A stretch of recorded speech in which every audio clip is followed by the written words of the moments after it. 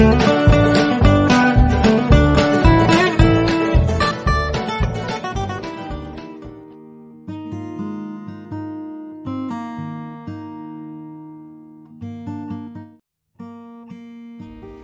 teman-teman, salam sehat dan salam kasih persaudaraan bagi kita semua. Tahukah teman-teman apa tema renungan pada pertemuan ketiga ini? Tema pertemuan ketiga ini adalah Yesus sahabat bagi mereka yang menderita. Pada pertemuan yang ketiga ini, kita diajak untuk merenungkan secara bersama-sama bahwa Tuhan yang kita imani akan selalu menolong kita, walaupun kita tidak bisa melihat rupa wajahnya. Tetapi Ia hadir melalui orang lain yang setiap hari hadir dan selalu menolong kita. Mari teman-teman, kita awali kegiatan renungan ini dengan berdoa terlebih dahulu. Teman-teman, marilah kita berdoa. Dalam nama Bapa dan Putra dan Roh Kudus. Amin. Ya Bapa, kami anak-anak-Mu datang kepadamu untuk mendengarkan firman-Mu. Kami percaya bahwa firman-Mu itu pelita bagi kami dan terang bagi jalan kami.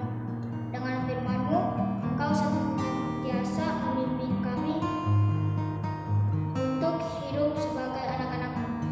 Karena itu kami memohon kepadamu, ya Bapa, utuslah Roh Kudus-Mu untuk menerangi hati dan budi kami, supaya kami dapat memahami firman yang Kau sampaikan kepada kami. Demi Kristus, Tuhan yang pengantara kami. Amin. Dalam nama Bapa dan Putra dan Roh Kudus. Amin. Teman-teman yang terkasih, marilah kita mendengarkan firman Tuhan. Bacaan dari Injil menurut Lukas. Pada suatu hari berdirilah seorang ahli Taurat untuk mencobai Yesus. Katanya, "Guru, apa yang harus kuperbuat untuk memperoleh hidup yang kekal?" Jawab Yesus kepadanya,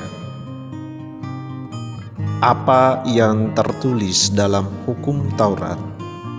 Apa yang kau baca di sana?" Jawab orang itu, "Kasihilah Tuhan Allahmu dengan segenap hatimu dan dengan segenap jiwamu dan dengan segenap kekuatanmu dan dengan segenap akal budimu. Dan kasihilah sesamamu manusia seperti dirimu sendiri." Kata Yesus kepadanya, "Jawabanmu itu benar. Perbuatlah demikian, maka engkau akan hidup." Tetapi untuk membenarkan dirinya, orang itu berkata kepada Yesus, "Dan siapakah sesamaku manusia?" Jawab Yesus, "Adalah seorang yang turun dari Yerusalem ke Yeriko. Ia jatuh ke tangan penyamun-penyamun yang bukan saja merampoknya habis-habisan, tetapi juga memukulnya, dan sesudah itu pergi meninggalkannya setengah mati. Kebetulan ada seorang imam turun melalui jalan itu, melihat orang itu, tetapi ia melewatinya dari seberang jalan. Demikian juga seorang Lewi datang ke tempat itu. Ketika ia melihat orang itu, ia melewatinya dari seberang jalan. Lalu datang seorang Samaria yang sedang dalam perjalanan ke tempat itu. Dan ketika ia melihat orang itu, tergeraklah hatinya oleh belas kasihan. Ia pergi kepadanya lalu membalut luka-lukanya. Sesudah ia menyiraminya dengan minyak dan anggur. Kemudian ia menaikkan orang itu ke atas keledai tunggangannya sendiri, lalu membawanya ke tempat penginapan dan merawatnya. Keesokan harinya ia menyerahkan 2 dinar kepada pemilik penginapan itu, katanya, "Rawatlah dia, dan jika kau belanjakan lebih dari ini, aku akan menggantinya waktu aku kembali."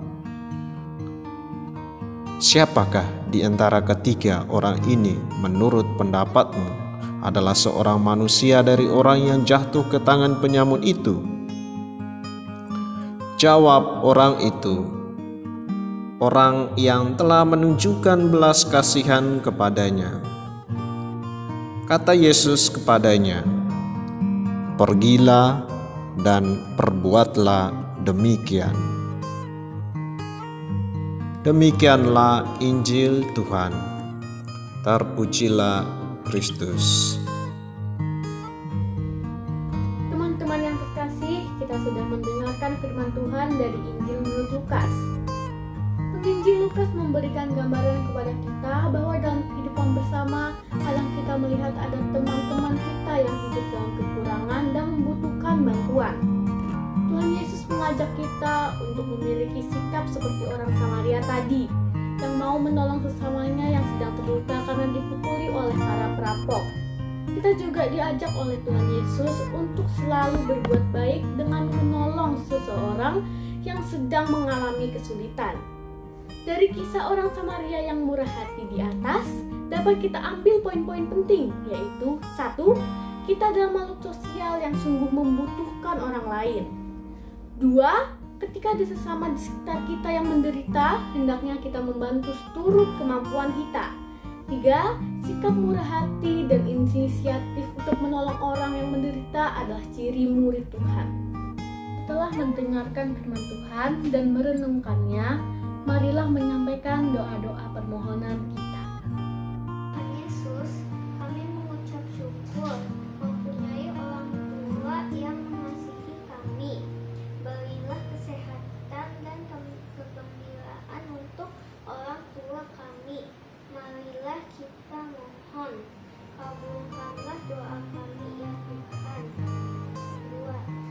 Tuhan Yesus yang penuh kasih, berilah kami semangat untuk membantu teman-teman kami yang sedang berada dalam kesulitan. Marilah kita mohon, kabulkanlah doa kami ya Tuhan. 3. Tuhan Yesus, kami gembira dan senang karena Tuhan selalu menjaga dan mengasihi kami. Bantu kami Tuhan, agar kami selalu bersemangat dalam belajar dan patuh kepada orang tua. Marilah kita mohon, kabulkanlah doa kami ya Tuhan. Teman-teman yang terkasih, marilah kita satukan semua doa permohonan kita dengan doa yang diajarkan Yesus Kristus sendiri. Bapa kami yang ada di surga, dimuliakan namamu. Datanglah kerajaanmu, jadilah kehendakmu di atas bumi seperti di dalam surga.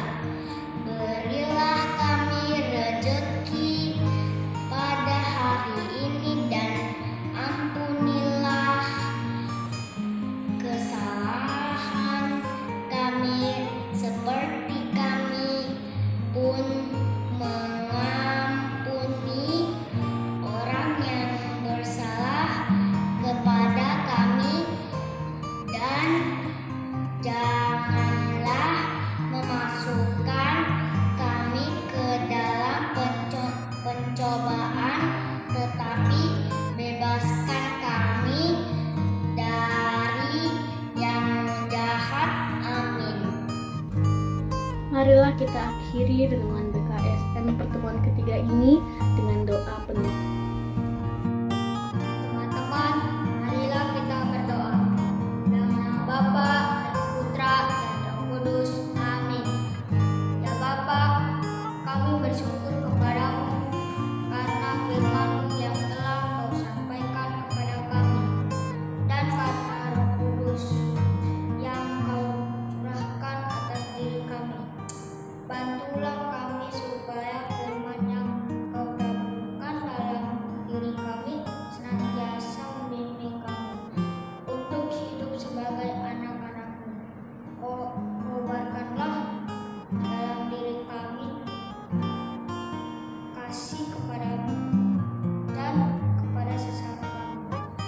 supaya kami senantiasa mengasihi